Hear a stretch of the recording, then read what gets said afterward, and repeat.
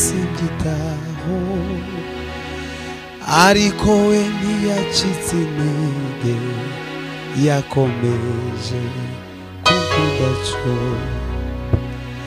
Yesu yankunze ntaramumenya aho mbimenyeye simbyitaho ariko we ntiyacitse intege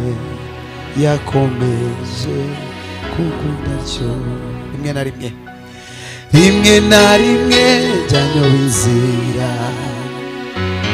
kibwira ko ndi mumuro anawe aja kure y'amaso y'Imana ngasayisha ariko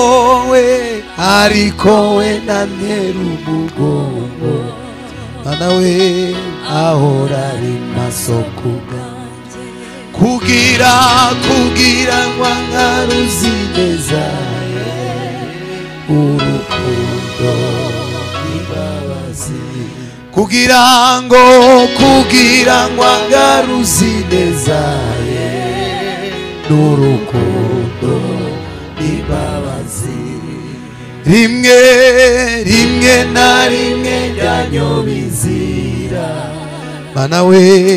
kibwira ko ndi mumurongo kaja kure y'amaso y'Imana gasayisha giyanduza ariko we nantera umugongo